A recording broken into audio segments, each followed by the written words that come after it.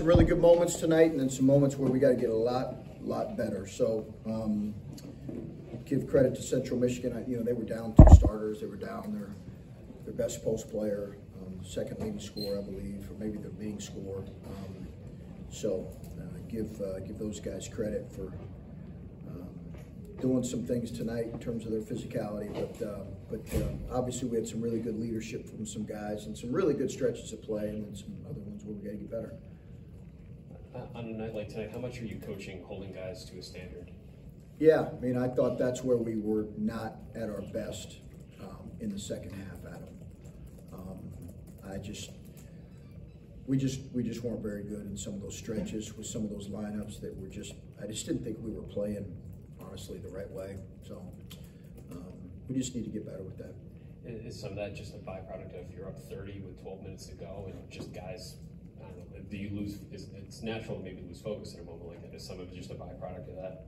Yeah, it might be that. Might be some new guys that just are mixed in, or combination that are still learning. Hey, this is kind of the expectation we have for how we want to play, and some of it was maybe a lack of focus. But I thought we also had a stretch after we had that happen where we had some 2 or 3 minutes of really good play. Devin checked in 18-minute mark, I think. How much was that Scotty being out, and what did you like from Devin tonight? Scored 11 points. Yeah, I thought now you guys automatically look at the points, which I get. I understand that. I always look at, like, is he doing what we need him to do in terms of rebounding? Is he guarding the ball on switches? Is he blocking out? Is he impacting?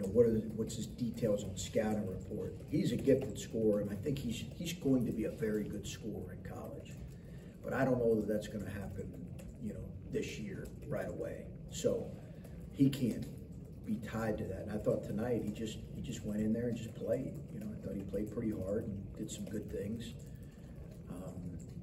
And then made some shots, made some open looks. But I did like his kind of pop coming off the bench.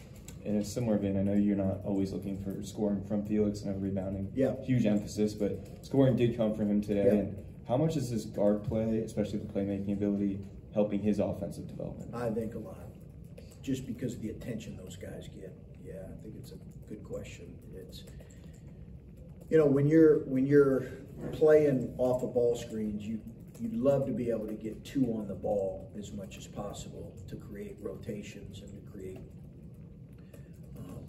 the floor to collapse. And Felix can collapse the paint by his rim runs. Our guards can create attention because of their ability to shoot the ball off of ball screens, behind ball screens, with just a little bit of room. So as our guards have gotten a lot better at reading tags and reading where the MIG's at, reading where the, how are they tagging? Are they chipping with the top guy? And as they've gotten better at reading all that and become a better threat, I think it's given Felix a chance to get behind the defense some. And then in certain scramble situations, the chemistry that's come with guys like Roddy and Bruce playing with him, they've just seen him more and been able to throw it. And Roddy's gotten very good at it. The stretch you're talking about where you weren't exactly pleased with things, do you worry at all about complacency coming from a successful weekend where you beat a ranked team and you win a tournament, or is that not what you saw out there? No, I think, yes, you certainly worry about it coming back from a tournament. But I think as a coach, our antennas are always raised on complacency, entitlement. Bless you. Thank you. Complacency, entitlement, and selfishness. Like your antenna is always raised on those things. And the moment you see it, you really try to address it, because I think those are so corrosive for teams in terms of growing. Do you think Big Ten play starting helps naturally kind of grab attention again? Well, listen, I think we've got a Minnesota team here that's really talented. They're young like we are, but they're clearly as talented as any team we played, and big. They're young, but they've you know, they're really good, and they've got they've got an older guy in Garcia who's a potential first-team all-league guy, and they've got big sophomore who's tremendous in pain. They've got good guard play, I've watched them play some this year, and they've just had some really, really impressive moments. So I think, that's certainly going to get everybody's attention, the reality of that, because it is Big Ten play. This was Felix's 4th straight game with at least 7 rebounds. I know that was a point of emphasis for his development earlier in this season. Just what have you seen out of him in the last few games? And also, how has he talked about being more assertive on the glass? How does that sort of mentality feed into rebounding? Great. I think he's growing in that and got to continue to grow in it. He had a great tip out tonight that was critical. We really tried to get better at that. I got to look at our offensive rebounding percentage. I'm not sure if it was, I don't know if we met our mark yet on that. I don't think we met our defensive rebounding percentage, but I'll take a look at it. But I think he's really shown more commitment on that end, and that's been pleasing to see on both ends. He's still got to get stronger. I got on him because he can't get the ball knocked loose when he gets a rebound. He's too big, and at 235, he's too strong. He's got to have the ball higher. He's got to chin it. He's got to make sure the ball doesn't get knocked loose. Those are small things in a game like this, but they're major things when you get to Big Ten play because they're the difference in a possession or two. So, but pleased with him. He's such a kids like him get better because they're open to coaching, and they're great kids, and he's a good player. So he's going to have ups and downs like all of our sophomores, but he's really gotten better. Where have you seen the biggest improvement with Bruce from year 1 to year 2, or at least the start of year 2? Oh, I think a better feel, just a more comfort level with things defensively and offensively. Certainly assertiveness in terms of as a player, but also in terms of leadership. But I had a guy say to me yesterday, it's remarkable how much he's grown in his ball screen reads and his ability to play out ball screens from year 1 to year 2. And I kind of listened to that, and I was like, okay. I think I saw it more because he was getting better towards the end of last year, but he has really gotten better at that. We knew his shooting was going to be good, but now the weapon that he has coming off ball screens is tremendous, and I think his reads can continue to grow. He's going to see a lot of different coverages this year. I think that's going to continue to be the case, and he's got to keep growing in his reads. Well, Roddy as a creator, so he had 7 assists tonight. I'm assuming it's a career high.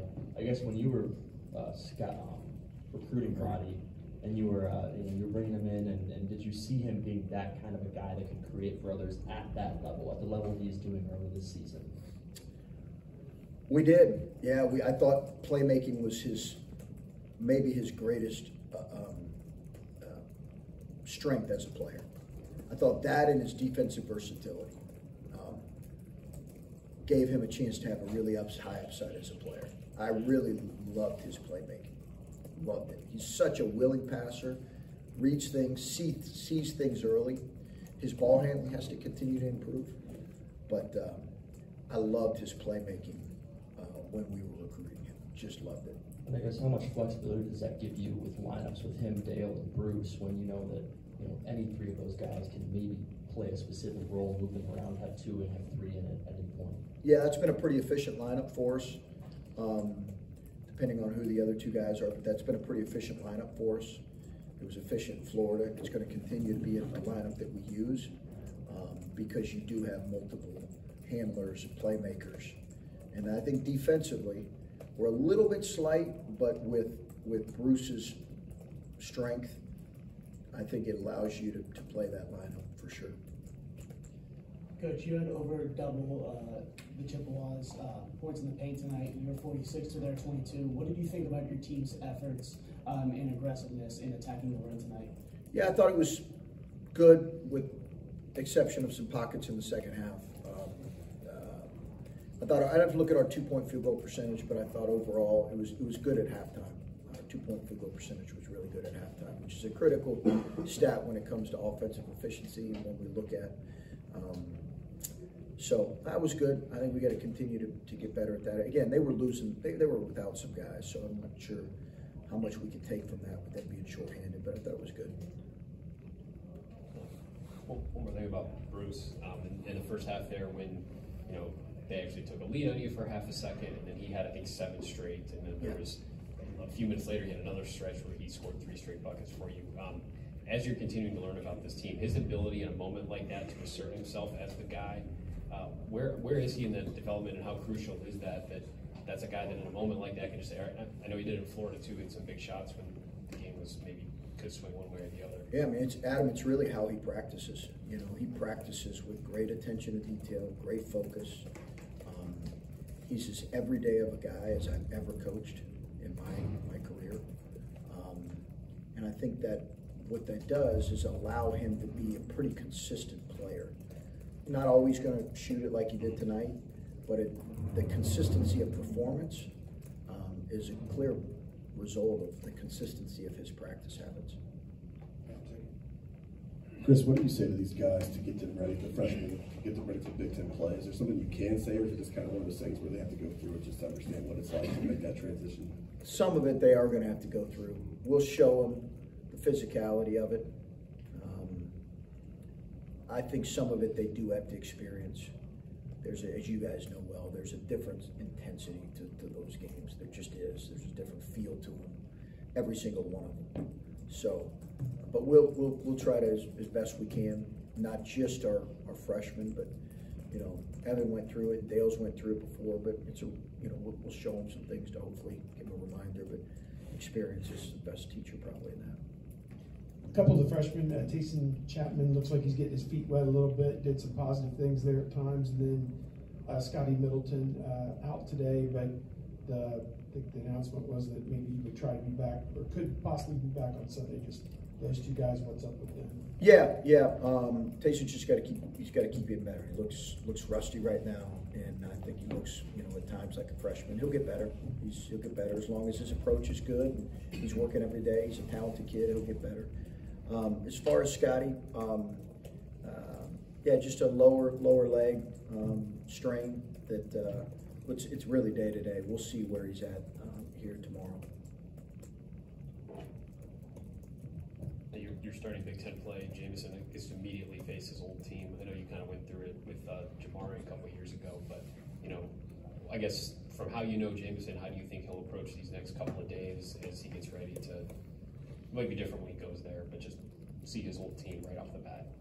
Yeah, I mean, Jameson has great respect for those players, those coaches, that program. I think it did so much for him, meant so much to him. Every conversation I've ever had with him, he speaks really highly of the program and the coaches and the players, really highly. So, we know this is a part of college basketball. We're not the only one that has interconference transfers all over college basketball. And there'll be an emotional element for him that he'll have to keep in mind. Chris, the emotion, I guess, and Felix was saying, Minnesota got you guys last year in this building. How do you balance them using last year's motivation without getting caught up in maybe some of that emotion and just having a clean slate on this year?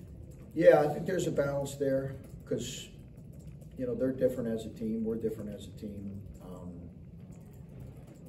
I think there's a balance there. It's really going to come down to preparation and execution like it does in all those games. We need to prepare well, and then we need to be ready to execute. It's going to be a highly competitive, hard-fought game because that's the way most Big Ten games are going to be that way, particularly early, your first couple. Maybe there's some stretches in January, February where a game gets away from a team because they're just feeling it due to travel or whatever. But this is a talented group that's well coached. That'll be a great challenge, and I do think there needs to be a balance there between the emotion of it and what comes down to is the execution. One more about I just want to ask you about Evan because I thought his stat line was unique. A night where he gives you 5 assists, doesn't turn it over, has a steal, 4 rebounds, but is 0 of 7 from the floor. And I know you said we look at points too much, but when he's giving you that kind of production. Well, that's kind of what you guys got to do. So it's just kind of, I mean, what else are you going to look at, right? You're not going to look at effective field goal percentage a whole lot, or OER, DVR. Confuses the readers. Yeah, that's right. But when he gives you this kind of production, but he doesn't score, does that offset that? And does that stress your offense in any ways when he's? Yeah, I mean, I didn't think Evan played as physical as he needed to start the game, and that's why he came out. I just think he needs to play more physical. So but he does a lot of things. You mentioned the 5 assists. He's a really good passer. He's a tremendous ball handler. I think his ball screen defense wasn't great, and we told him that when we brought him out. So he's got to be better in some areas, but he's a really good player. He's also a kid that, when we recruited him, Adam, and I think I've said this, we just really saw him for what he can grow into in the next year or two. I really do believe he could be a different player in a year. We're all going to want it to happen sooner. I'm not sure it's going to, but in time, in due time, I think he's going to really grow, and his offensive game will grow. All right, guys, take care.